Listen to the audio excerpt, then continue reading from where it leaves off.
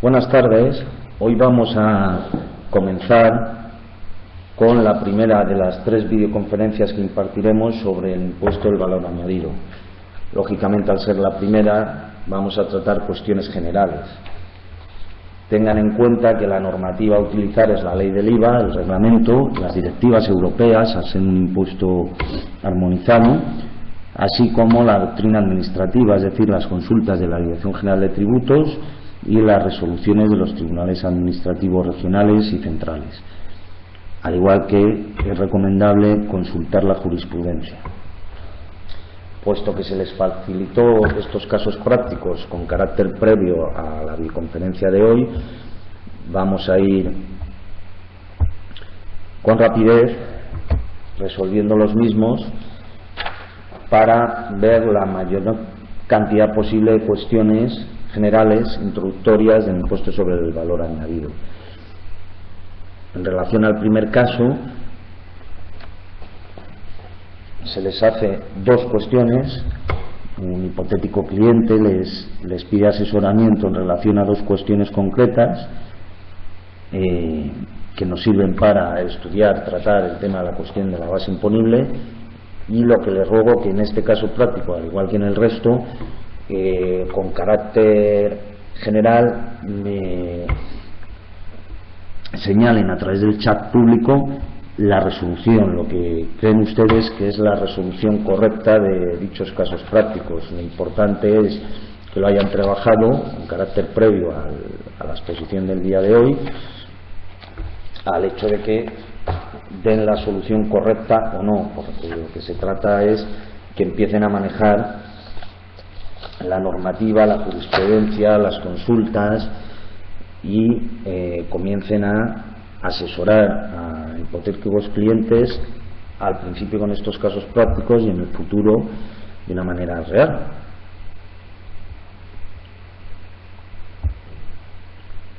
Lo primero que se les preguntaba es que si decide destinar a vivienda habitual un pequeño caserío que adquirió una serie de años atrás por 60.000 euros en segunda transmisión, en el cual tenía instaladas sus oficinas y que además dicha vivienda habitual, el caserío, tuvo una revalorización de 35.000 euros.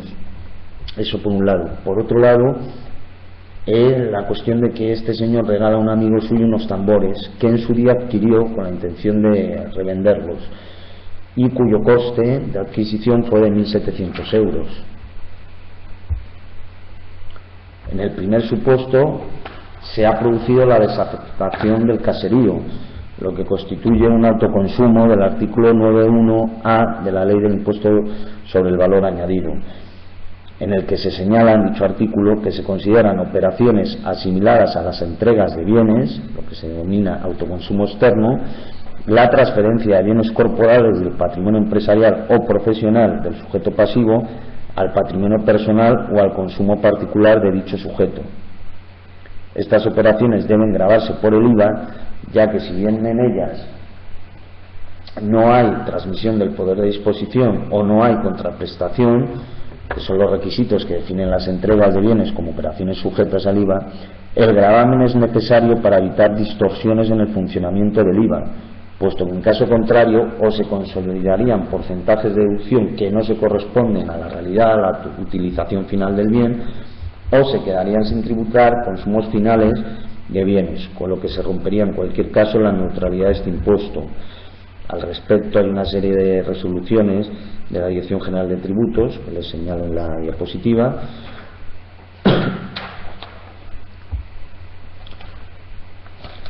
Es más, según el artículo 79.3 de la Ley del IVA, en los supuestos de autoconsumo comprendidos en el artículo 9.1 de la misma ley, la base imponible se ha de ajustar a unas reglas específicas que varían en función de que los bienes hayan sido o no sometidos por el sujeto pasivo, ya sea directamente o por su cuenta, a un proceso de fabricación, elaboración o transformación antes de la entrega en que se concreta el autoconsumo. Igualmente se ha de tener en consideración una tercera regla, la cual obliga a aplicar el valor que corresponda en el momento en que se efectúe la entrega, En el supuesto que los bienes entregados se hubiesen sometido a procesos de elaboración o transformación por el transmitente, en cuyo caso la base imponible será el coste de los bienes o servicios utilizados por el sujeto pasivo para la obtención de tales bienes, añadiéndose que el valor de los bienes entregados hubiera experimentado alteraciones como consecuencia de su utilización, deterioro, obsolescencia, envejecimiento, revalorización o cualquier otra causa.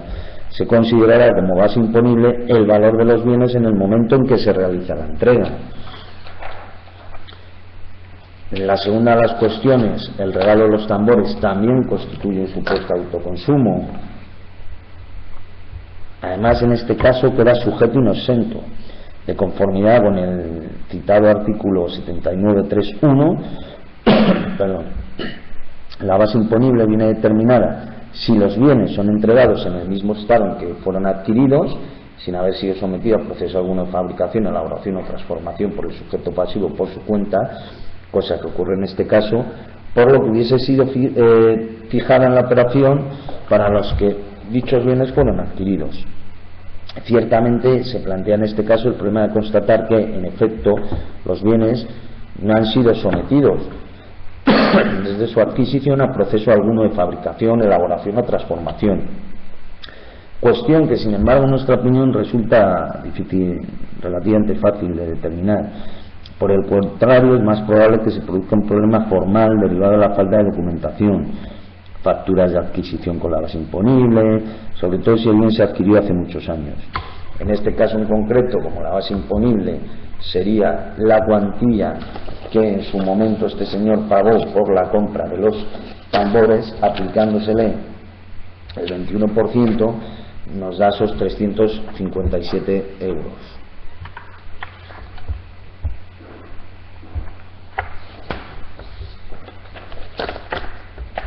El segundo caso práctico, que se les facilitó en su momento, es en relación a los sujetos pasivos. Se les hacía una serie de preguntas, 6 en concreto. Si alguno de ustedes ha resuelto dicho caso práctico con anterioridad a la presente videoconferencia, les pediría que por favor me reflejasen a través del chat público la resolución de las preguntas, de estas cuestiones, este caso práctico.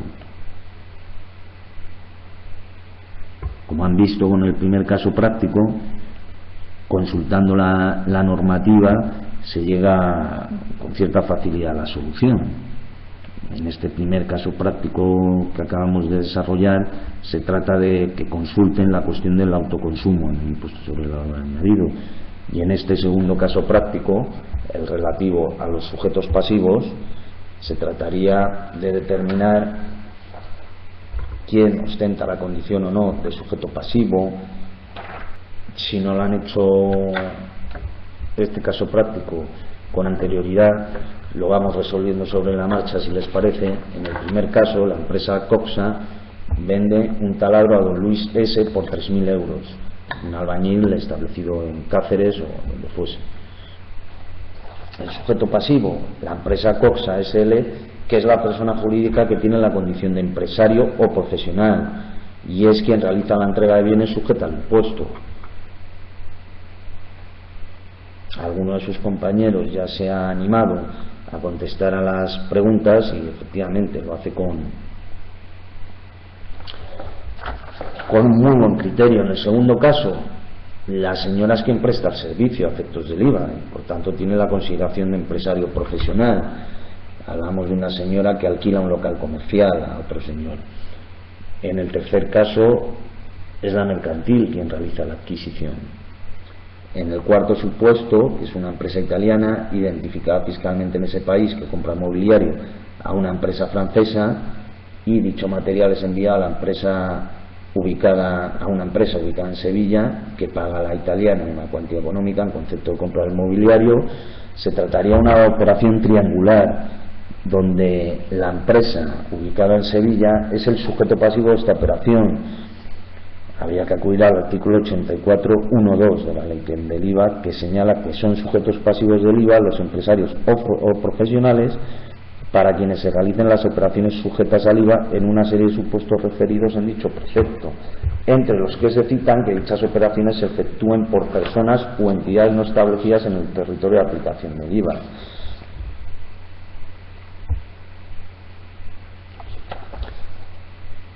La quinta. El Ayuntamiento de Sevilla, en virtud de lo establecido en el artículo 84.1.3, ya ven que es el mismo artículo que el caso previo, puesto que el destinatario de los bienes es una persona jurídica que no actúa ni como empresario ni como profesional. Dicho artículo dispone que son sujetos pasivos del IVA las personas jurídicas que no actúan como empresario profesional, pero sean destinatarias de una serie de operaciones sujetas al IVA realizadas por empresarios o profesionales no establecidos en el territorio de aplicación del mismo, es decir, del IVA.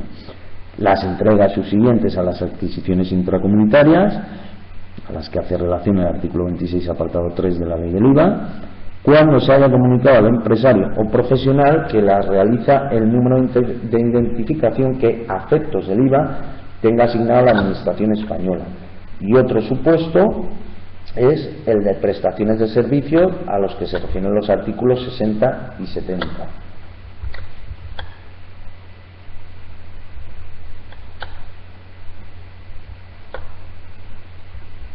En el último de los presupuestos que planteamos, empresa Filux domiciliada en Córdoba que adquiere en Marruecos una máquina por importe de 6.000 euros a una empresa domiciliada en Rabat. Al fin y al cabo, la empresa Filux es quien realiza la importación en virtud de lo establecido en el artículo 86 de la Ley del IVA.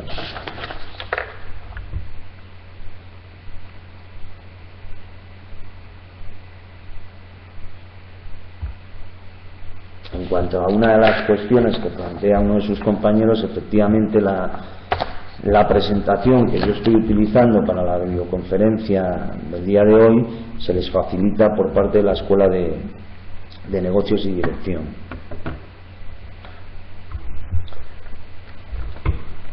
Tenemos un caso práctico relativo a la adquisición intracomunitaria de medios de transporte. Aquí lo que se trataría es de consultar la normativa y estudiar, analizar los supuestos de adquisiciones intracomunitarias. Una empresa domiciliada en Francia que se dedica a la compraventa de vehículos y realiza dos operaciones. En una de ellas vende 100 vehículos, los que fuesen, nuevos a una empresa establecida en León. Y por otro lado, vende a un señor un vehículo de segunda mano, es decir, un vehículo usado con más de 7.000 kilómetros recorridos.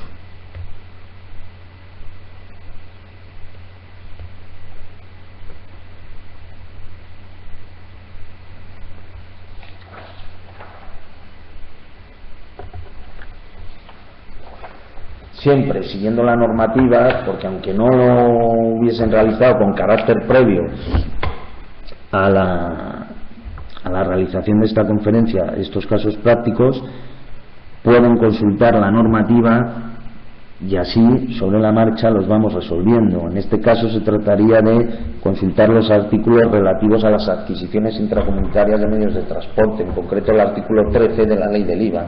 Si tienen acceso a dicha ley, consulten el artículo 13. En virtud del mismo, la empresa, en el primer caso, realiza una adquisición intracomunitaria de medios de transportes nuevos, ya que se cumplen los requisitos establecidos en el artículo que acabamos de citar.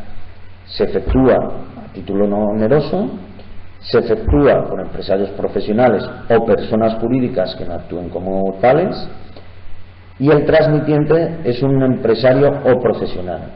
Por tanto, en este caso, la adquisición de medios de transporte nuevos tiene el mismo tratamiento que la adquisición de otros bienes que tributan en el régimen general.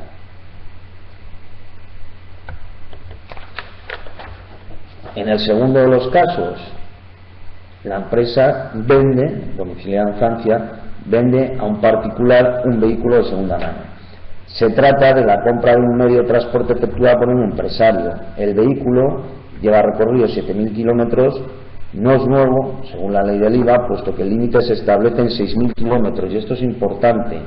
Aquí hay un límite cuantitativo en cuanto a considerar o no un vehículo como de segunda mano, y por tanto no se le puede aplicar la sujeción establecida en el artículo 13.2. Al ser una compraventa efectuada entre dos empresarios, le será de aplicación lo establecido en el artículo 13.1 que acabamos de comentar. Como ya hemos visto un caso práctico relativo a la base imponible, un segundo caso práctico relativo a los sujetos pasivos y la cuestión de las adquisiciones intracomunitarias de medios de transporte, ahora convendría ver los tipos impositivos. Las preguntas que le pueden plantear el día de mañana a un cliente que se dedique a la compraventa o que tenga un negocio de venta de alcohol, leche, cualquier tipo de producto, en principio son sencillas. ¿Cuál es el tipo aplicable a la entrega de cerveza cuyo contenido de alcohol es inferior al 1% en volumen? La pregunta en sí, para la persona que la realiza, la persona que ustedes asesoran, en principio es sencilla. Otra cosa es que la resolución o no sea sencilla. En este caso, en el de la cerveza, esta clase de cerveza tiene la consideración de bebida alcohólica, puesto que tiene alcohol en su composición, independientemente de su proporción, con independencia de que el alcohol sea inferior al 1 o superior. En consecuencia, las entregas, adquisiciones intracomunitarias o importación de dicho producto tributarían al tipo general del 21%. En cuanto a la segunda de las cuestiones que se les plantearía, ¿qué clase de leche tributa al tipo del 4%? Que es el tipo súper reducido. ¿Qué clase de leche tributan al tipo reducido del 10%? ¿Cuál es el tipo impositivo a la venta de derivados lácteos? Un cliente que se dedique a la compraventa de estos productos le podría consultar una cuestión básica como es el tipo aplicable en el IVA a los mismos. Tributa al tipo impositivo del 4% la venta de una serie de variedades de leches con independencia del animal de donde deriven dicha leche. Las leches naturales o crudas, las esterilizadas, pasteurizadas, las calificadas como UHT, concentradas, evaporadas y en polvo, aunque hayan sufrido modificación en su composición, enteras, semidesnatadas, desnatadas y enriquecidas, siempre que dichas modificaciones se limiten a la adición o sustracción de sus constituyentes naturales. Tributan al tipo impositivo del 10% la leche condensada, leches fermentadas, guarificadas, productos lácteos, derivados de la leche, diferentes del queso y en general aquellas leches no incluidas expresamente por la ley en los supuestos de aplicación del tipo del 4%. Por ejemplo, tributa al 10% la venta de preparados lácteos como la leche desnatada en polvo con grasa vegetal de girasol, maíz y oliva y la leche maternizada. Es decir, dependiendo del tipo de leche que sea, tributa al tipo súper reducido del 4% o tributa al tipo impositivo reducido del 10%. Decíamos que se aplica al tipo del 10% a la venta de derivados lácteos, entre ellos se incluye cuajada, nata, mantequilla, suero, requesón, etcétera, etcétera. En cuanto a la tercera pregunta que se les decía, ¿cuál es el tipo aplicable a la venta de vino en mesa deteriorado para la fabricación de vinagre con 10,30 grados? Se aplica el tipo impositivo del 10%, ya que por sus características, aplicaciones y estado de conservación es susceptible de utilizarse idóneamente en la obtención de un producto alimenticio distinto a la bebida alcohólica. Es por ello que se le aplicaría este tipo impositivo reducido del 10%. Siguiendo con los tipos impositivos, se le pregunta por parte de un cliente, pues un amigo, una persona conocida, que tiene algún tipo de negocio y le consta que ustedes están estudiando o están trabajando ya en el asesoramiento de empresas, cuál es el tipo aplicable a la venta del alcohol, carácter general, si es aplicable el tipo impositivo súper reducido del 4% a las entregas de tila, y cuál es el tipo impositivo aplicable a las entregas de productos y especialidades farmacéuticas.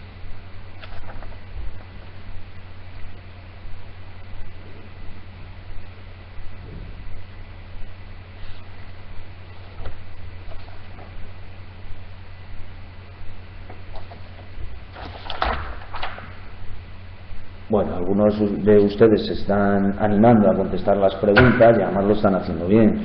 Yo lo que les animaría es que lo hagan todos ustedes. Se trataría, insisto, de consultar la normativa, la ley, de empezar a saber aplicarla. En el primer supuesto, las entregas, adquisiciones intracomunitarias e importaciones de alcohol tributan al tipo impositivo general, es decir, el 21%. Salvo que respondan al concepto de sustancia medicinal, formas galénicas y productos intermedios o especialidades farmacéuticas, fórmula magistral o preparado oficinal. Para uso humano, en cuyo caso tributan al tipo impositivo del 4%, con lo cual ya hemos contestado a la última de las cuestiones también. En el supuesto de la tila sí tributan al tipo del 4%, siempre y cuando se trate de un producto que incluya plantas medicinales. La tercera de las preguntas, de las cuestiones relativas a el tipo aplicable, tipo impositivo aplicable a las entregas de productos y especialidades farmacéuticas, sí está sujeto y no está exento. De hecho, tributa al tipo del 4%, eso sí, al tipo súper reducido. Las sustancias medicinales, fórmulas galénicas y productos intermedios utilizados en la obtención de medicamentos para uso humano. Si estos productos no se adquieren para ser utilizados en la fabricación de medicamentos, sino que a su vez se transmiten a un tercero, aquí hay que tener en cuenta que tributan al tipo general del 21%. Si se utiliza en la obtención de medicamentos para uso animal, el tipo impositivo aplicable es el del 10%. Es decir, el reducido, no el super reducido del 4%.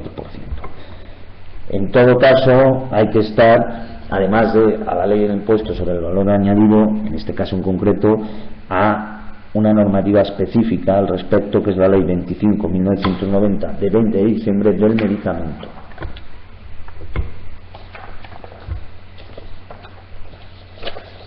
En cuanto a la pregunta de uno de sus compañeros, lo hemos visto antes en el caso práctico número 3, la cuestión de la adquisición intracomunitaria. Utilizábamos en el caso medios de transporte, pero lo mismo da medios de transporte que vino u otro producto. Para poder consultar la mayoría de cuestiones de carácter general del impuesto sobre el valor añadido, vamos a continuar en este caso con los deberes de conservación de documentación por parte de empresarios y profesionales. La pregunta que les haría un empresario, un autónomo, un profesional es sencilla: ¿qué documentos de facturación tienen que conservar?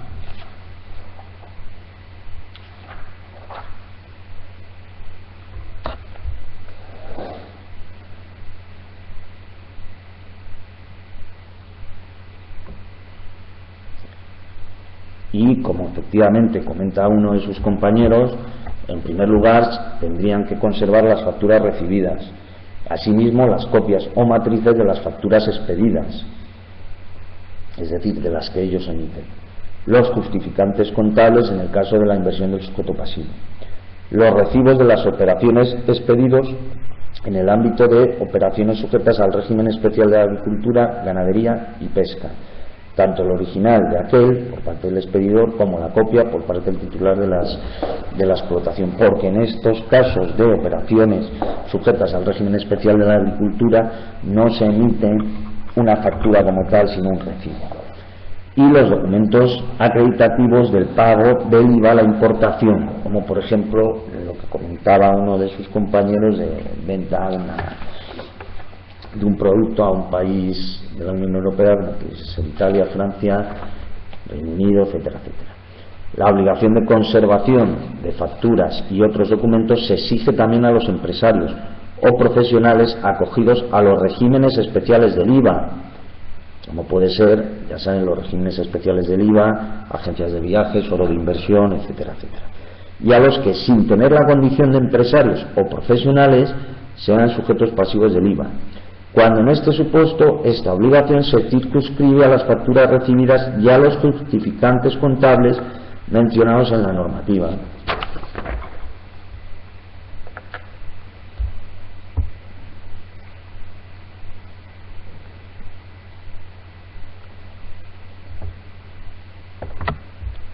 En cuanto a un tipo específico de facturas, que son las facturas emitidas por medios electrónicos, se les pregunta cómo se deben conservar las mismas, los efectos, etcétera, etcétera. En cuanto al DUA, que pregunta uno de sus compañeros, es la asignatura de Documento Único Administrativo,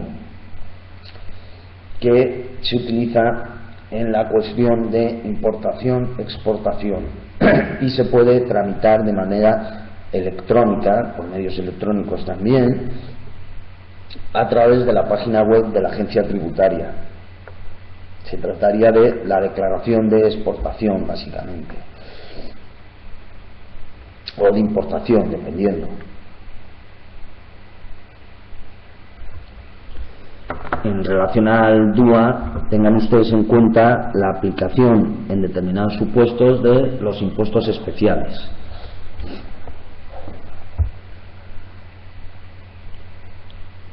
Como ya adelantaba alguno de sus compañeros, este tipo de facturas emitidas por medios electrónicos tienen efectos jurídicos cuando se cumplen una serie de requisitos, como es que se pueda ver, visualizar de manera legible, que se puedan realizar búsquedas selectivas de facturas, que se puedan copiar o cargar los datos en un nuevo soporte y también en forma legible, imprimir y gestionar la comunicación telemática. Eso es los requisitos que le va a pedir la agencia tributaria para considerar que una factura emitida con o mediante medios electrónicos se ajusta a derecho.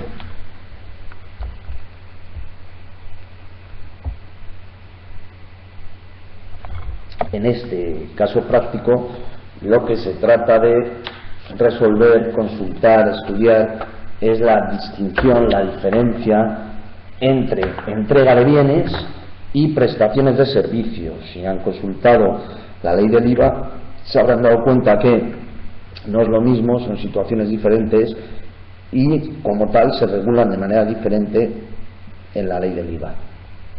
Vamos a dejar un minuto por si alguno de ustedes lo ha resuelto en casa con carácter previo a la videoconferencia de hoy o se anima a hacerlo sobre la marcha.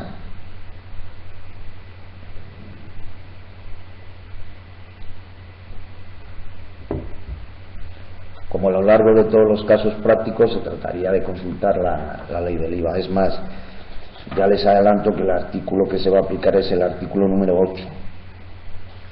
En el primero de los supuestos, como decíamos, dicho artículo 8.1 de la ley del IVA establece que se considerará entregas de bienes la transmisión del poder de disposición sobre bienes corporales, incluso si se efectúa mediante cesión de títulos representativos de dichos bienes, lo que exige que el empresario que ejecuta una obra aporte una parte esencial o sustantiva de los materiales necesarios para la misma, pues solo en este caso podría entenderse que se efectúa una transmisión del poder de disposición sobre bienes corporales al destinatario de la operación. En el caso de no tratarse de una entrega de bienes, será de aplicación lo dispuesto en el artículo 11, también lógicamente la ley de impuestos sobre el valor añadido, que señala que a los efectos de este impuesto se entenderá por prestación de servicios toda operación sujeta al citado tributo, que, de acuerdo con dicha ley, no tenga la consideración de entrega, adquisición intracomunitaria o importación de bienes. Es decir, lo califica con carácter negativo, todo aquello que no sea entrega, adquisición intracomunitaria o importación de bienes, especificando en particular, en concreto el número 6 del precepto citado, el artículo citado de la ley del IVA, que se considerarán prestaciones de servicios las ejecuciones de obras que no tengan la consideración de entrega de bienes.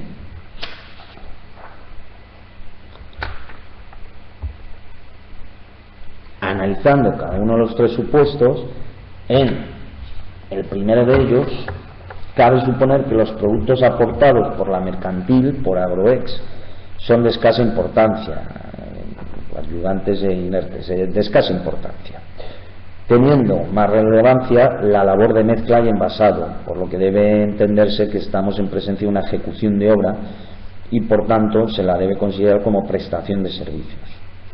En el segundo de los supuestos, de los casos, estamos ante una ejecución de obra que ha de calificarse como entrega de bienes, ya que la mercantil aporta la mayor parte de las materias primas para obtener el preparado agroquímico.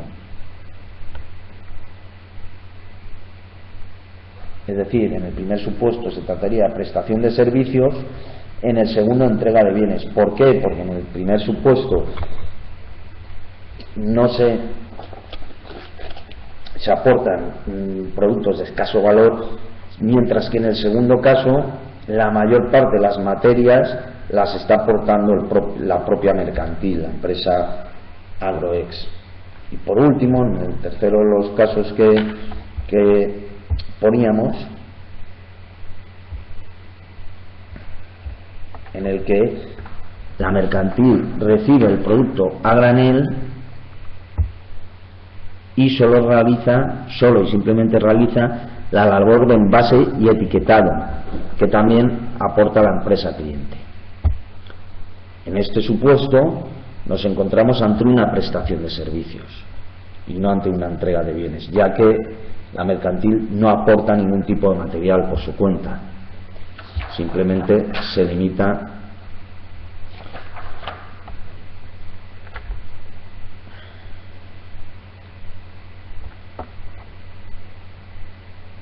efectivamente es una prestación de servicios, el último de los supuestos.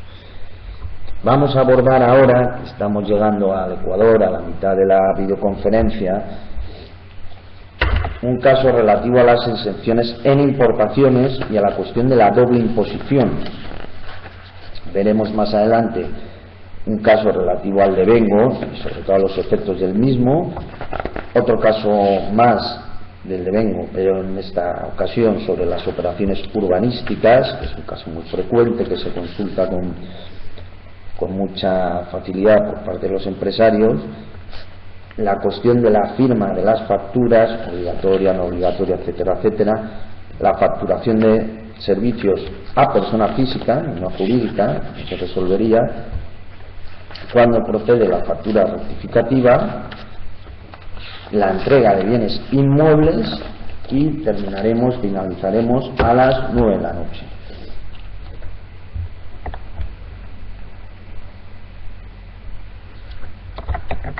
Una empresa alemana establecida en España, perdón, que les ponga bien la diapositiva. El enunciado es sencillo. Una empresa alemana establecida en España ha firmado un contrato para la entrega llave en mano de una planta generadora de energía eléctrica. Para su construcción se utilizarán bienes españoles, comunitarios e importados de terceros países. La importación de los bienes que van a ser utilizados en la operación está exenta para evitar la doble imposición. Esto es la duda, el interés que tiene el cliente, que nosotros le debemos resolver, porque como comprenderán, si está exento, él va a realizar los cálculos económicos de cara a negociar el contrato, la operación económica, con las partes implicadas, con unas cifras o con otras, con lo cual para el cliente tiene mucha importancia. Se trataría de responderle, ¿está exento, no está exento, está sujeto a qué tipo? Si acudimos a la Ley de Impuestos sobre el Valor Añadido, su artículo 66.1 dispone que está exentas del impuesto las importaciones de bienes cuya entrega se entienda realizada en el territorio de aplicación del impuesto, en virtud de lo establecido en el artículo 68, apartado 2, número 2 de la ley. Este precepto, a su vez, dispone que se entienden realizados en el territorio de aplicación del impuesto las entregas de los bienes que hayan de ser objeto de instalación o montaje antes de su puesta a disposición, cuando la instalación se ultima en el referido territorio. Ahora bien, esta regla solo se aplicará cuando la instalación o montaje implique la inmovilización de los bienes entregados y su coste exceda el 15% de la total contraprestación correspondiente a la entrega de los bienes instalados. En el caso planteado, se entrega llave en mano una planta generadora de energía eléctrica por la empresa alemana a la empresa española, es decir, hay una sola entrega. Por lo tanto, cabe considerar que habiendo una sola entrega y una sola contraprestación, la importación de bienes procedentes de países terceros que van a ser instalados o montados conjuntamente con bienes nacionales y comunitarios resultará exenta cuando el coste de la instalación de todos los bienes que van a ser objeto de instalación nacionales, comunitarios o de terceros países exceda el 15% de la contraprestación total, debida por todos los conceptos por la empresa española destinataria de la planta generadora a la empresa alemana. Igualmente, la instalación o montaje de los bienes importados deberá implicar la inmovilización de los mismos.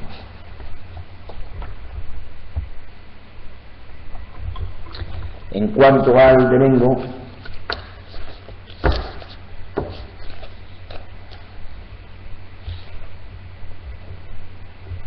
en relación al certificado de obras, existe una resolución de 2 de junio del 2008 de la Intervención General de la Administración del Estado, por la que se publica el acuerdo del Consejo de Ministros de 30 de mayo del mismo año, por el que se da aplicación a la previsión de los artículos 152 y 147 de la Ley General Presupuestaria respecto al ejercicio de la función interventora en régimen de requisitos básicos, en relación con los expedientes de contratos de obra. Establece que en el caso de actuarse mediante certificado de obras junto a estas. La pregunta, no sé si se me oye correctamente, si alguno de ustedes me lo puede confirmar a través del chat público, por favor, se lo agradecería. Sí, muchas gracias a todos ustedes. La cuestión es si la empresa adjudicataria debe expedir y aportar una factura por la empresa adjudicataria, también exigida la certificación final.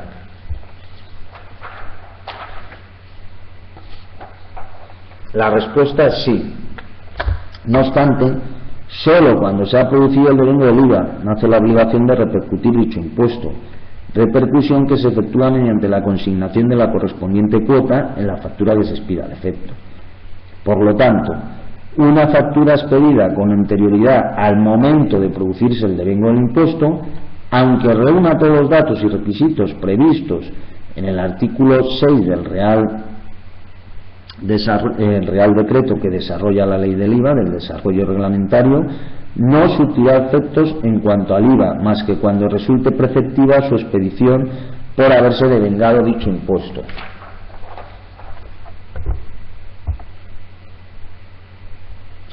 Siguiendo con la cuestión del devengo, se les plantea dos cuestiones en relación al mismo. Por uno, cuando se produce el devengo en las certificaciones de obras derivadas de contratos celebrados con las administraciones públicas, y cuando se produce el devengo en las expropiaciones.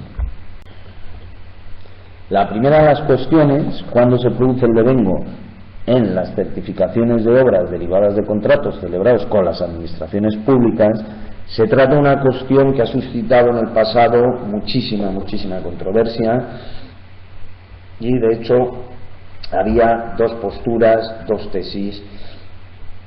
La primera, que afirmaba que el devengo se produce en el momento de expedición de cada una de las certificaciones parciales que se elaboran antes de la entrega final de la obra, y que en definitiva se viene a afirmar que cada una de estas certificaciones constituye una puesta a disposición parcial de la obra. Y la segunda, y tengan en cuenta el nivel de la importancia que tuvo la construcción en este país y la importancia de delimitar bien estas cuestiones relativas al devengo en operaciones urbanísticas en el pasado.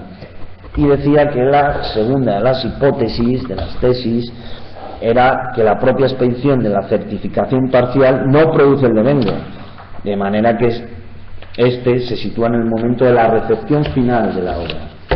Sin embargo, sí se producen devengos anticipados por el cobro de cada una de las certificaciones parciales, ya que constituyen un pago anticipado de la contraprestación. A día de hoy está resuelto, y está resuelto porque la norma, de manera expresa, da la solución al caso, y es que en las ejecuciones de obra cuyo destinatario sea una administración pública, el devengo se producirá con la recepción final, conforme a lo dispuesto en el artículo 235 de la Ley de Contratos del Sector Público, como bien indicaba uno de sus compañeros, cuando se ha recepcionado la obra. Por tanto, las certificaciones que se expidan con anterioridad no darán lugar al devengo del tributo. Ya saben ustedes que en construcción se van emitiendo certificaciones parciales de obra y a la recepción de la misma se va pagando. En teoría, y en relación con la segunda de las cuestiones que se les comentaba en este caso práctico, es cuando se produce el devengo en las expropiaciones. En teoría pueden sostenerse dos posibilidades: en el momento de la ocupación de la finca o en la fecha de su publicación en el boletín oficial correspondiente. La solución correcta es la primera de ellas, en el momento de ocupación de la finca por parte de la autoridad administrativa. Y esta es la solución aportada por la doctrina administrativa, les comentaba al principio de esta videoconferencia, por parte de las consultas de la Dirección General de Tributos y resoluciones de los tribunales económicos administrativos regionales y del central, del CERAC.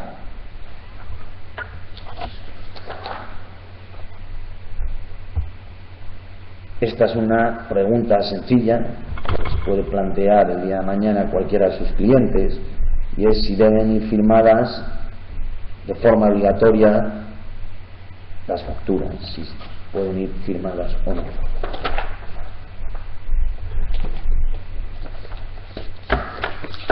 Y efectivamente, como indican sus compañeros, entre los requisitos obligatorios de las facturas no se encuentra el de la firma, y eso se deduce del artículo 226 de la Directiva 2006/112 de la Comunidad Europea del Consejo de 28 de noviembre del 2006 relativa al sistema común del IVA, que además de forma expresa indica en su artículo 229 que los Estados miembros no pueden exigir que las facturas estén firmadas.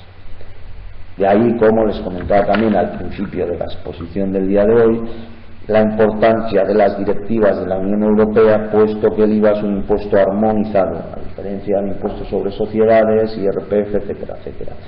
En el IVA hay que tener muy en cuenta la normativa, las disposiciones de la Unión Europea, así como la jurisprudencia, las sentencias del Tribunal de Justicia de la Unión Europea,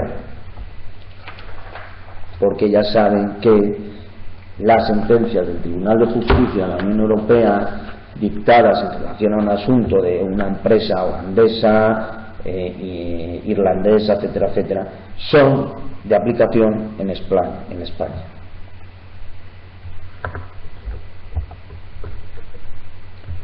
En cuanto a la facturación de servicios a personas físicas, se plantea si se presta un servicio a una persona física, puede solicitar el destinatario que se expida la factura a nombre de una entidad mercantil que no tiene ninguna relación con la operación.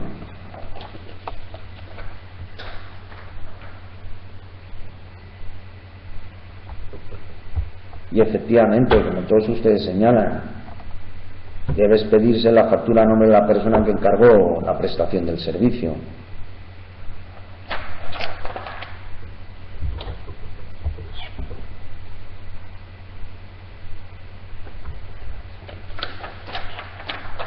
abordamos ahora el tema de las facturas rectificativas y se les hace una serie de cuestiones respecto a este tema de las facturas rectificativas. La primera de ellas es sencilla en principio y es cuándo hay que expedir una factura rectificativa. La segunda es si procede o no emitir una factura rectificativa en los siguientes supuestos. En el primero, en un fraccionamiento de una factura en varias. En el segundo supuesto, una modificación de la descripción de las operaciones. En tercer lugar, una modificación del destinatario que fue consignado erróneamente, el destinatario de la operación. Y por último, la modificación de la base imponible por negociación del importe de las operaciones. Si consultan o hubiesen consultado la normativa en relación a las facturas rectificativas, sabrían que en este caso en concreto, si bien tenemos la parte principal en la ley del impuesto sobre el valor añadido, tendríamos que consultar la normativa específica para este caso, que viene a ser el reglamento de facturación. Hay un reglamento específico que nos explica cómo facturar.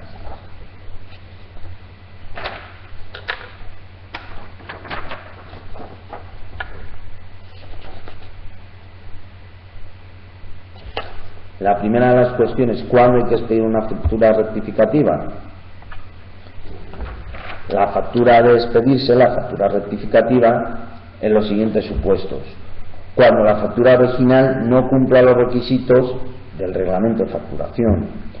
También cuando se hubiese determinado incorrectamente las cuotas repercutidas o, siguiendo el artículo 80 de la ley del IVA, se modifique la base imponible. No obstante, si la modificación es consecuencia de la devolución de mercancías, envases o embalajes que se realicen con ocasión de un posterior suministro al mismo destinatario y por la operación en la que se entregaron si hubiese expedido facturas, no será necesario expedir factura rectificativa, sino que se puede rectificar en la factura que se expida posteriormente, restando el importe de las mercancías, envases y embalajes devueltos por el importe de la operación posterior. El tipo impositivo aplicable ha de ser el mismo, con independencia de sus resultados, si es positivo o negativo. En la segunda de las cuestiones a tratar,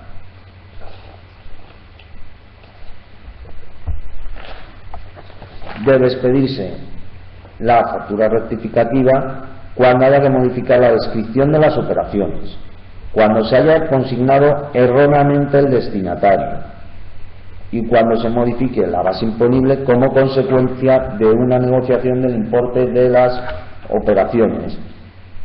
Si no concurren alguna de las causas de rectificación obligatoria de facturas previstas en el reglamento de facturación y que acabamos de ver, se estará ante un supuesto de sustitución de una factura por otra, que en ningún caso tendrá el carácter de factura rectificativa. Es decir, ya ven que procede cuando haya que modificar la descripción de las operaciones, cuando se haya consignado erróneamente el destinatario, nos hayamos equivocado, y cuando se modifique la base imponible como consecuencia de una negociación en relación al importe de las operaciones, de forma y manera que tienen resueltas las 4 cuestiones que se les planteaba en el punto 2 del caso práctico 14.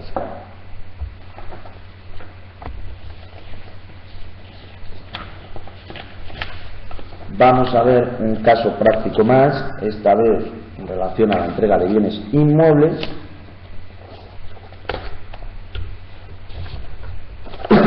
En el que participan en la operación mercantil, en la operación económica, personas físicas o jurídicas de distintas nacionalidades. Y así, por ejemplo,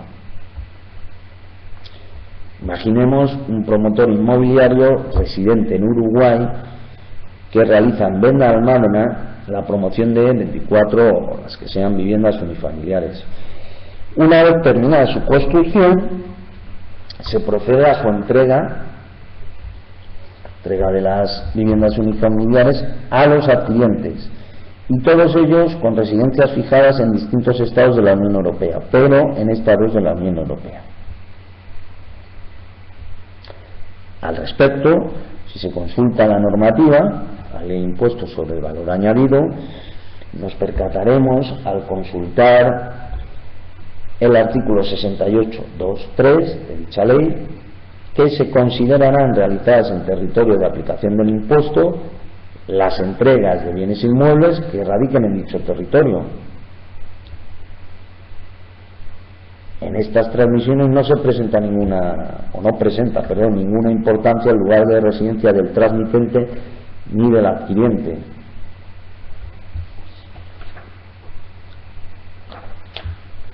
La cuestión, la duda que se plantea es cuál debe ser el lugar de realización de la operación.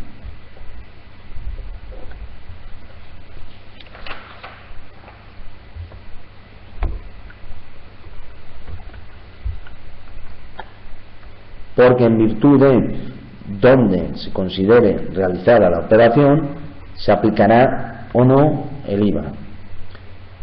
Y gravará esta operación jurídica, porque aunque es una operación económica, también es una operación de índole jurídico, el Estado correspondiente, y recibirá el IVA devengado por parte de dicho Estado.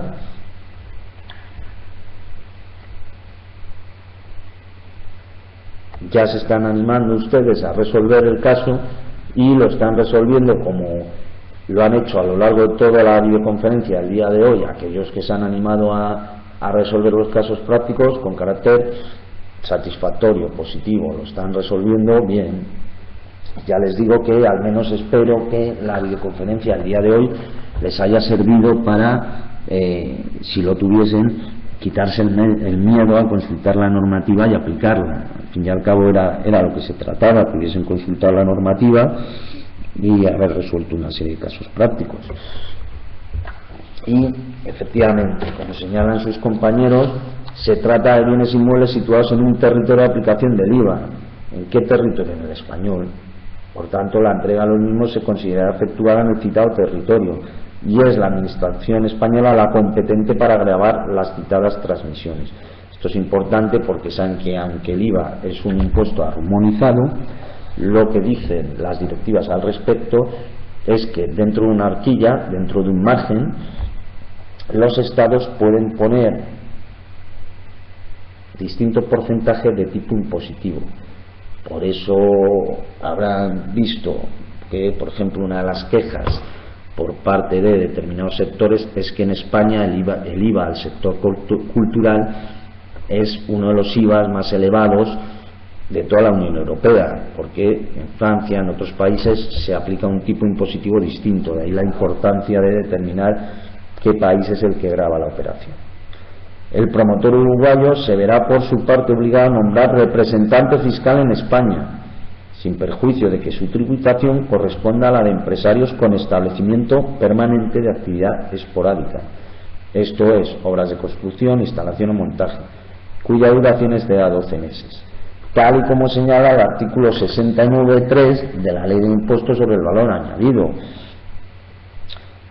Dicha ley, ¿qué es lo que transpone? Determinadas directivas, como ya hemos dicho a lo largo de la exposición del día de hoy, en el ámbito de la imposición indirecta, y modifica la Ley de Impuestos sobre la renta de los no residentes para adaptarla a la normativa comunitaria, porque ya saben que la figura del establecimiento permanente es una figura que viene regulada, estipulada, contemplada en la Ley del Impuesto sobre la renta de los no residentes.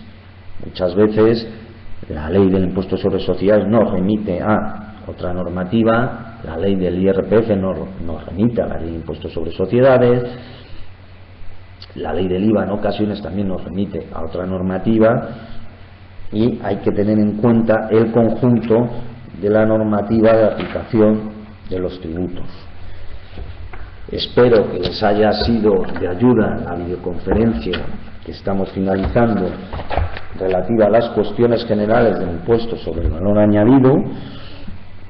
Les recuerdo que quedan todavía pendientes 2 videoconferencias más sobre el impuesto sobre el valor añadido, en la que abordaremos casos prácticos, y lo que sí les pediría, les rogaría, es que en la próxima ocasión intenten consultar los casos prácticos con carácter previo si pudiesen, para que de esa manera la videoconferencia les sea mucho más positiva, les sea más provechosa. En todo caso, insisto, espero que les haya ayudado, les haya servido y sobre todo les haya, aunque solo sea eso, quitado el miedo a consultar la normativa y sobre todo a aplicarla. La presentación, como comentaba uno de sus compañeros, que yo he utilizado en el día de hoy, se les va a facilitar a todos ustedes.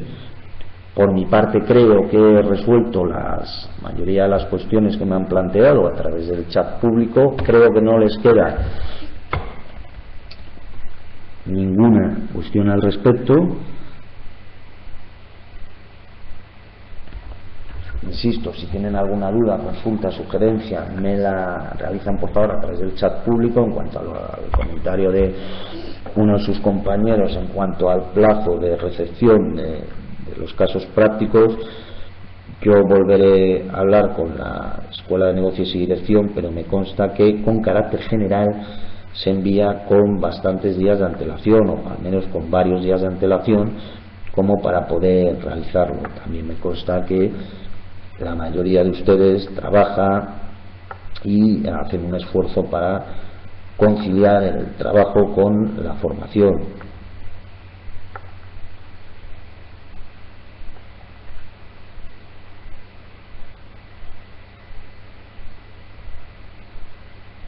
En todo caso, insisto, lo tendremos en cuenta para el futuro.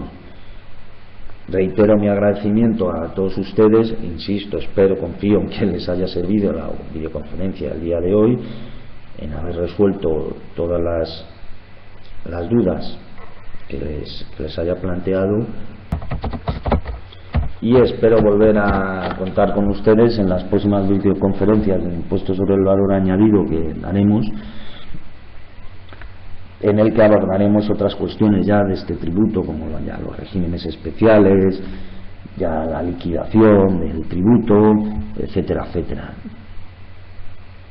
Espero que dichas videoconferencias también les sean productivas, y les animo a seguir trabajando con los materiales que se les ha facilitado por parte de la Escuela de Negocios y Dirección, y a seguir formándose, porque inevitablemente, yo el primero, la situación económica en la que nos encontramos, y sobre todo ya no la cuestión económica en sí, sino el cambio sociológico que se ha producido en el mundo del trabajo, hace que determinadas profesiones como es la nuestra tengan que tener un reciclaje continuo, dado el cambio normativo, la complejidad del mismo, las novedades jurisprudenciales, etcétera, etcétera. Insisto, muchas gracias a todos ustedes, y sin más, pues damos por finalizada la videoconferencia relativa al impuesto sobre el valor añadido, en concreto a las cuestiones generales de dicho tributo. Muchas gracias y espero contar con ustedes en la próxima.